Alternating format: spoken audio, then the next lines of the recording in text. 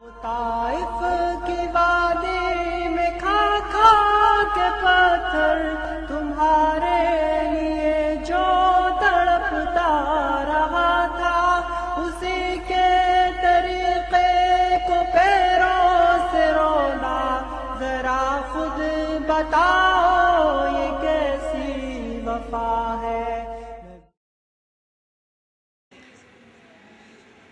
اب آگے ہم اس پر بات کرتے ہیں۔ یہ لوگ تقلید شخصی کا دعویٰ کرنے والے، یہ تقلید شخصی سے بھی یہ نہیں مراد لیتے کہ کوئی ایک عالم جو زندہ ہے اس کو ایک امام بنا کر اس کی تقلید کریں شخصی، نہیں، یہ کہتے ہیں کہ 4 امام گزرے، امام ابو حنیفہ، امام مالک، امام شافعی، امام احمد بن حنبل، یہ ائمہ 4 4 امام، ان میں سے صرف ایک امام کی تقلید شخصی کرنا، یہ لوگ کہتے ہیں یہ واجب ہے۔ یہ عملاً یہ کہتے ہیں، صاحب پوچھے تو بھی یہی کہتے ہیں، یعنی تقلید کرنے والے لوگ پاکستان یا ہندوستان میں کیا کہتے ہیں کہ پاکستان اور ہندوستان میں یا دنیا کے دوسرے کونوں میں 4 اماموں میں سے صرف ایک امام کی تقلید شخصی کرنا، بے سوچے سمجھے آنکھیں بند کر کے بغیر دلیل اس کی ہر بات ہر قول و فعل ماننا، یہ تقلید اور یہ واجب۔ اس کی میں ایک اور تشریح بیان کروں۔ پاکستان میں امام ابو حنیفہ رحمہ اللہ کی تقلید کا دعویٰ کرتے ہیں۔ اہل حدیث کا جو اصل ٹکراؤ ہے پاکستان میں وہ ان لوگوں کے ساتھ، تو یہ لوگ اگر بحث تو کرتے ہیں اہل حدیث سے تقلید مطلق پر، لیکن کرتے ہیں تقلید امام ابو حنیفہ۔ امام ابو حنیفہ کے علاوہ کسی اور کی تقلید کا یہ دعویٰ نہیں کرتے، قرآن سنائیں، حدیث سنائیں، جو مرضی سنائیں۔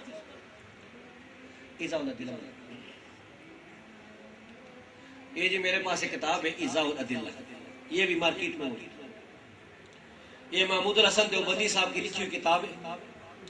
اس کتاب میں صفحہ نمبر 276 پر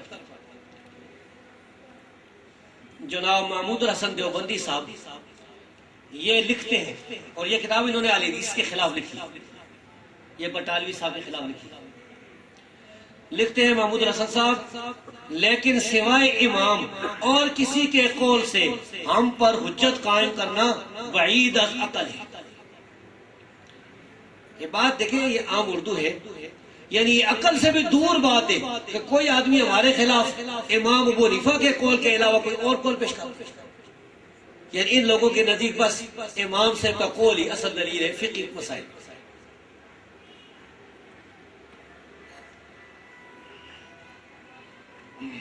وہ بھی دے دیجیے۔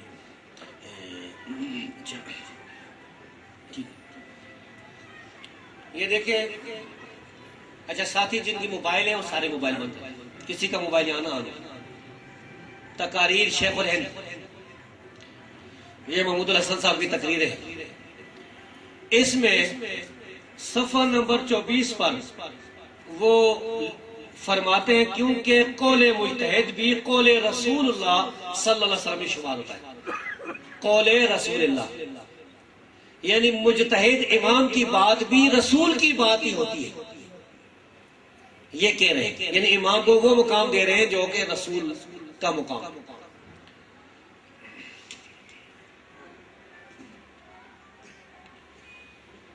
یہی محمود الحسن صاحب جنہوں نے ادلہ کاملہ بھی لکھی ہے اور اسی کی تشریح ایضاح الادلہ ہے۔ محمود حسین بٹالوی صاحب جو اہل حدیث عالم تھے، انہوں نے تقلید کرنے والے لوگوں سے مطالبہ کیا، انہوں نے کہا آپ لوگ تقلید کرتے ہیں، اس کی آپ کے پاس کیا دلیل ہے؟ یہ سوال کرنا یہ ہمارا حق ہے، یہ کوئی غلط سوال تو نہیں ہے، یہ کوئی ناجائز سوال تو نہیں ہے، اس میں کوئی ان کو گالی تو نہیں دی گئی، بس یہ سوال کیا ہے کہ آپ کے پاس تقلید کرنے کی کیا دلیل ہے؟ اس کا جواب دیتے ہیں یہ ادلہ کاملہ صفحہ نمبر 78 پر یہ کہتے ہیں، جی محمود الحسن صاحب آپ ہم سے وجوب تقلید کی دلیل کے طالب ہیں، سمجھ آ گئی؟ کہ آپ ہم سے تقلید کی دلیل مانگتے ہیں کہ کیوں واجب ہے. آپ ہم سے وجوب تقلید کی دلیل کے طالب ہیں، ہم آپ سے وجوب اتباع محمدی صلی اللہ علیہ وسلم و وجوب اتباع قرآنی کی سنت کے طالب ہیں. صاف دیکھیے اردو میں مارکیٹ میں موجود. آپ ہم سے کہتے ہیں تقلید کی واجب ہونے کی دلیل بیان کرو، ہم کہتے ہیں کہ اللہ کے رسول کی اطاعت واجب ہونے کی کیا دلیل ہے، یہ قرآن کی کیا دلیل ہے واجب ہونے کی. پھر آگے شرط لگاتے ہیں قرآن نہیں پیش کر سکتے، حدیث نہیں پیش کر سکتے، تو پھر کیا پیش کریں؟ قرآن اور حدیث ہم پیش نہ کریں تو پھر کیا پیش کریں؟ گرو کی گرنتھ پیش کریں، کیا پیش کریں؟ کچھ تو ہوش ہونی چاہیے، کچھ تو انصاف ہونا چاہیے. یہ تقلید نے ایسا آنکھوں پر اثر ڈالا. یہ جی حسین احمد ٹانڈوی صاحب، حسین احمد مدنی صاحب کے نام سے مشہور ہے، دیوبندی انہیں بہت بڑا مقام دیتے ہیں. انہیں شیخ الاسلام کا لقب بھی دیا جاتا ہے دیوبندی کے. یہ ان کی تقریر ترمذی ہے. یہ بھی ایک آنکھیں کھولنے والا واقعہ ہے. صفحہ نمبر 399 میں یہ تقریر ترمذی اردو ہے کتب خانہ مجیدیہ کی، اور صفحہ نمبر 399. یہ جو عبارت میں پڑھنے والا ہوں یہ دیکھ لیں، اس کو بھی یہ سیو کرتے جائیں. کہتے ہیں ایک واقعہ پیش آیا. یہ قصہ سنیے، قصے کا پس منظر میں سنا دوں. پس منظر یہ ہے کہ اہل حدیث اور حنفی اور شافعی اور حنبلی یہ سارے مذاہب نماز ہاتھ باندھ کر پڑھتے ہیں، رکوع سے پہلے ہاتھ باندھ کر نماز پڑھتے ہیں. اور مالکی حضرات جو ہے وہ ہاتھ چھوڑ کر نماز پڑھتے ہیں رکوع سے پہلے. اب ایک کسی جگہ میں ایک مالکی تھا، ہاتھ چھوڑ کر نماز پڑھتا تھا.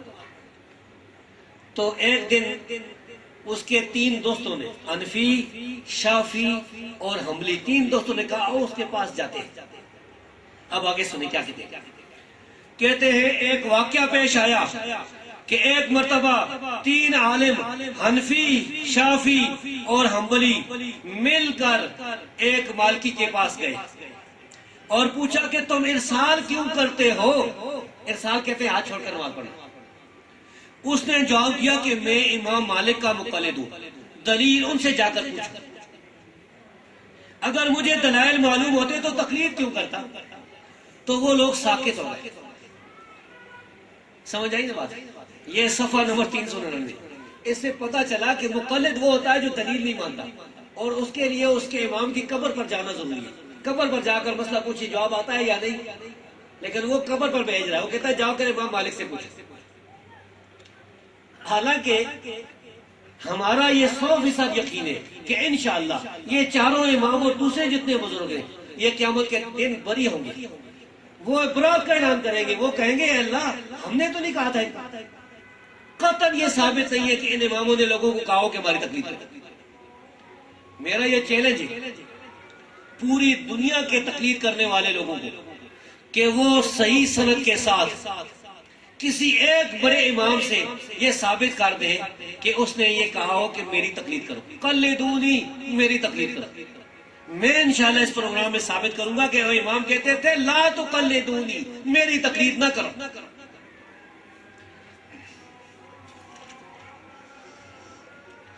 تقلید کے بارے میں تقلید نے لوگوں کو کس طرح قرآن اور حدیث سے ہٹایا ہے، اس پر قرآن اور حدیث سے میں رات کروں گا انشاءاللہ. لیکن اس سے پہلے ذرا ان لوگوں کا شیشہ میں آپ کو دکھانا چاہتا ہوں، آئینہ. اب یہ میرے ہاتھ میں جاء الحق کتاب ہے. یہ دیکھیں یہ ساری کتابیں، اصلی کتابیں مارکیٹ میں موجود ہیں جو میں آپ کے سامنے پیش کر رہا ہوں. اور یہ یاد رکھیں یہ مسئلہ دین کا ہے، یا جنت ہے یا جہنم ہے. یہ دنیا کی زندگی تو عارضی زندگی ہے، اللہ کے سامنے ہم پیش ہونے والے ہیں. تو اس میں اگر کوئی آدمی ناکام ہو گیا نا تو پھر تباہی اور ہلاکت ہی ہلاکت ہے. جاء الحق مفتی احمد یار نعیمی بریلوی کی کتاب ہے. اس کتاب کے جلد نمبر 2 اور صفحہ نمبر 91 کی عبارت یہ آپ کے سامنے میں پڑھنے والا ہوں، یہ ہائی لائٹ ہوئی. اس عبارت کو آپ غور سے سنیں، غور کریں کہ یہ تقلید کرنے والے لوگ کتنے گہرے گڑھے میں گرے ہوئے. اللہ کا شکر کریں کہ اللہ تبارک و تعالیٰ نے آپ کو کتاب و سنت پر چلائے. کہتا ہے کسی نے اعتراض کیا نا کہ تم نے جو حدیث پیش کی ہے بریلیو تمہاری حدیث ضعیف ہے, کسی اہل حدیث نے اعتراض کر لیا, تو اس کا یہ جواب دیتے ہیں, کہتے ہیں کہ اس کے جوابات ہم بارہا دے چکے ہیں. یہ مفتی احمد یار صاحب کہہ رہے ہیں, صفحہ نمبر 91 جلد نمبر 2 جال حق. اس کے جوابات ہم بارہا دے چکے ہیں. اب ایک فیصلہ کن جواب عرض کرتے ہیں, وہ یہ ہے کہ ہمارے دلائل یہ روایات نہیں, ہماری اصل دلیل تو امام اعظم ابو حنیفہ رضی اللہ عنہ کا فرمان ہے. ہم یہ آیت و حدیث مسائل کی تائید کے لیے پیش کرتے ہیں. احادیث یا آیات امام ابو حنیفہ رضی اللہ عنہ کی دلیل ہے. سمجھ آئی؟ کہہ رہے ہیں کہ یہ حدیثیں یہ روایتیں یہ ہماری دلیلیں نہیں ہیں, ہماری اصل دلیل امام ابو حنیفہ کا قول ہے. یہ تو فقہی مسائل جو فقہ حنفی ہے اس کے مسائل امام حنیفہ کے, ان کی تائید کے لیے ہم قرآن اور حدیث پیش کرتے ہیں. دوبارہ سنیں, ہم یہ آیت و حدیث مسائل کی تائید کے لیے پیش کرتے ہیں. یعنی مسئلہ یہ ہے کہ یہ امام ابو حنیفہ کا درجہ اوپر ہے, نیچے ہے آیات اور حدیث, یہ اب تائید کے لیے پیش کرتے ہیں. ہونا تو یہ چاہیے کہ قرآن حدیث کا درجہ اوپر ہو, پھر اس کی تائید اگر کسی امام نے کی تو پیش کرو. اسی کتاب میں صفحہ نمبر 9 پر, یہ جلد نمبر 2 کا صفحہ نمبر 9 ہے, یہ عبارت بھی میں آپ کو سناتا ہوں. علمی مجلسوں کو غور اور ٹھنڈے دماغ سے سننا چاہیے. کہتے ہیں مفتی احمد یار صاحب صفحہ نمبر 9 پر جلد نمبر 2 جا الحق کتاب ہے, کیونکہ حنفیوں کے دلائل یہ روایتیں نہیں, حنفیوں کے دلائل یہ روایتیں نہیں, ان کی دلیل صرف قول امام ہے, صرف امام ابو حنیفہ کا قول ان کی دلیل ہے. اور یہ بھی فقہ میں عقیدہ اگر آئے گا نا حاضر ناظر اور نور بشار اور مشکل کشا, تو پھر کہیں گے نہیں تقلید جائز نہیں, ادھر امام صاحب کا قول بالکل نہیں مانے. ہمارے دیوبندی بھائی بھی پیچھے نہیں ہے, یہ نہ سمجھے کہ وہی ہے. یہ جی ارشاد القاری الی صحیح البخاری, یہ مفتی رشید احمد لدھیانوی صاحب کراچی والے فوت ہو گئے ہیں. اسلام اخبار اور ضرب مون کے اوپر ان کا نام لکھا آتا تھا. یہ HM سعید کراچی کی چھپی ہوئی ہے صحیح بخاری کی شرح. اس کے صفحہ نمبر 412 والی عبارت میں آپ کے سامنے پڑھوں گا انشاءاللہ. یہ کہتے ہیں غرض یہ کہ یہ مسئلہ اب تک تشنہ تحقیق ہے, معاذا ہمارا فتویٰ اور عمل قول امام رحمہ اللہ تعالی کے مطابق ہی رہے گا, اس لیے کہ ہم امام رحمہ اللہ تعالی کے مقلد ہیں, اور مقلد کے لیے قول امام حجت ہوتا ہے, نہ کہ ادلہ اربعہ کہ ان سے استدلال وظیفہ مجتہد. پتہ ہے ادلہ اربعہ کتنے؟ ادلہ اربعہ 4 دلیل کہتے ہیں, قرآن, حدیث, اجماع اور اجتہاد. یہ کہتے ہیں کہ مقلد کے لیے صرف امام کا قول ہی حجت ہوتا ہے, نہ قرآن حجت ہوتا ہے, نہ حدیث حجت ہوتی ہے, نہ اجماع حجت ہوتا ہے, نہ اجتہاد. کیسی جو ہے. اسی کتاب میں 288 صفحے پر, صفحہ نمبر 288, اس پر یہی مفتی رشید احمد صاحب یہ کہتے ہیں ورنہ مقلد کے لیے صرف قول امام ہی حجت ہوتا ہے. یعنی مقلد کے لیے حدیث, قرآن حجت نہیں, صرف امام کا قول.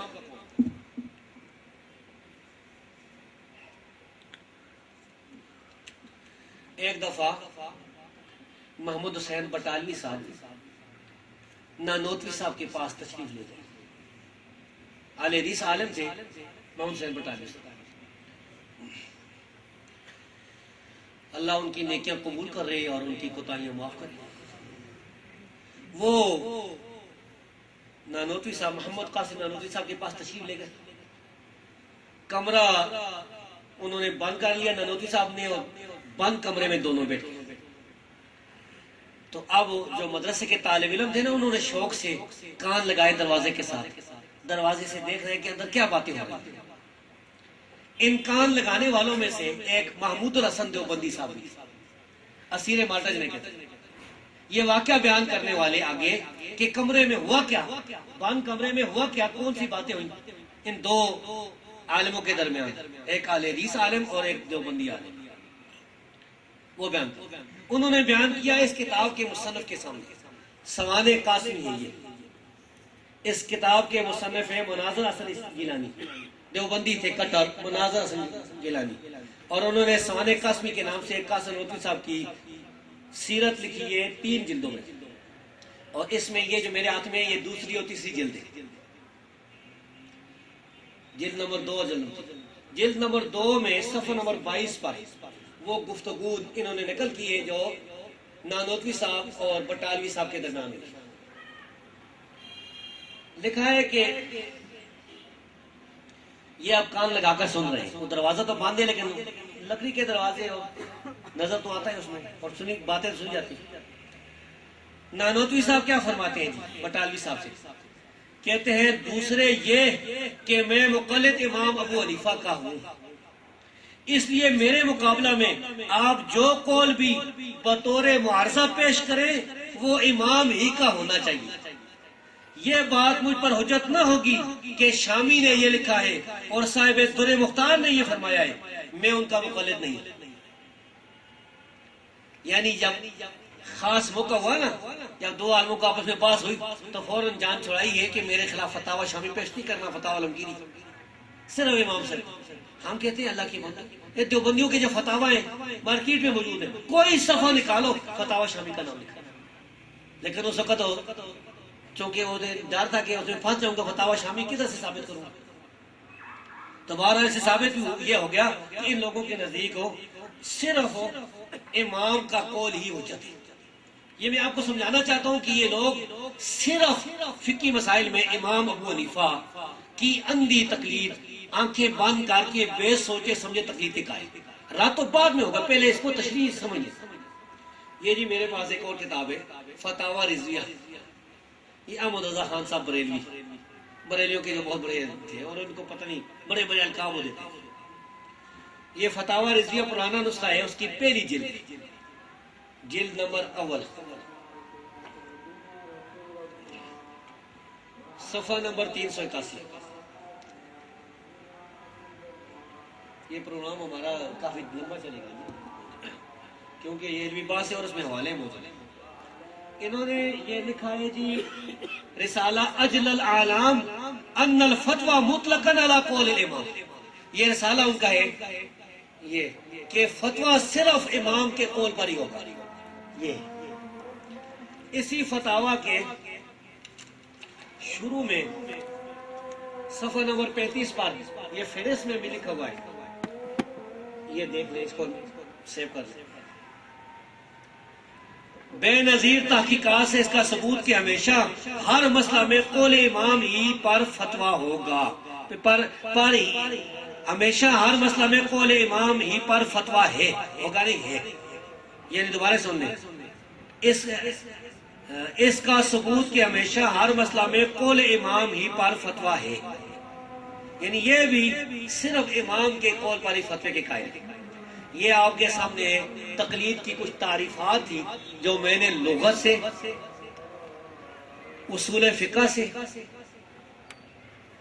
دیوبندیوں اور بریلیوں کی کتابوں سے آپ کے سامنے بیان کیا، اور یہ سمجھا دیا کہ یہ لوگ قرآن اور حدیث کی پیروی نہیں کرتے بلکہ صرف قول امام کی آنکھیں بند کر کے بے سوچے سمجھے بے دلیل اندھا دھند پیروی کی قائل۔